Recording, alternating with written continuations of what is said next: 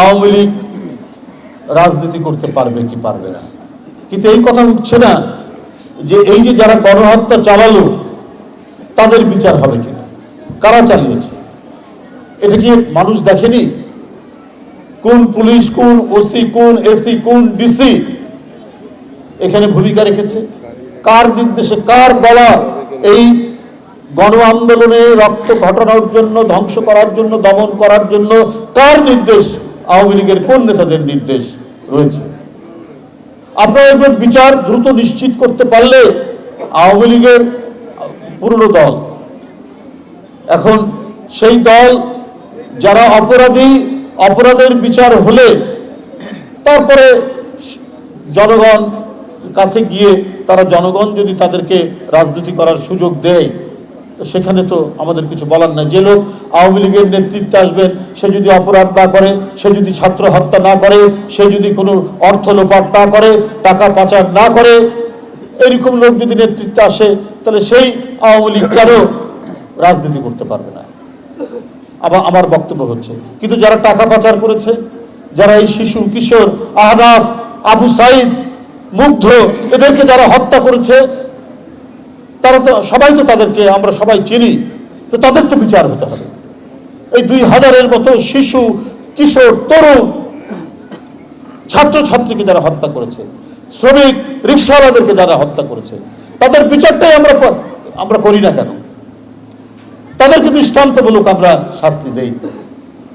যে প্রধান ছিলেন তিনি আল্লাহ বিশ্বাস করতে কিনা সন্দেহ আছে, শেখ হাসিনা, উনার ঈশ্বর ছিল টাকা।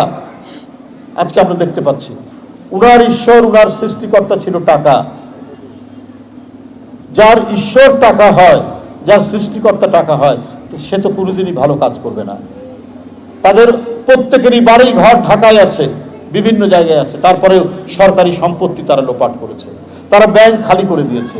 এবং এর মধ্যে এই যে ব্যাংক খালি করে দেওয়া, এই যে লক্ষ কোটি টাকা বাইরে পাচার করা, এই পাচারের মধ্যে অধিকাংশই হচ্ছে শেখ হাসিনার আত্মীয় স্বজনরা জড়িত, তাদের পছন্দনীয় ব্যবসায়ীরা জড়িত, তাদের লোকজন জড়িত। তো তাদের তো বিচার নিশ্চিত করতে হবে।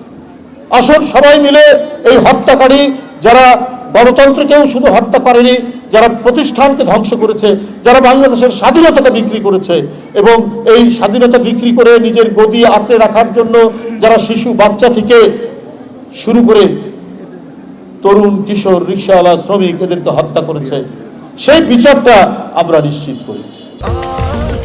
স্বাস্থ্যকর অল টাইম হানিকম, সব সময় অল টাইম হেলদি লাইফ। এরা বারবার যখনই মানুষকে নানা প্রলোভন দিয়ে, মানুষকে নানা ধরনের মিথ্যা কথা বলে, মিথ্যা অঙ্গীকার করে ক্ষমতায় এসে 2 বার তারা জনগণের কাছে প্রতারণা করেছে।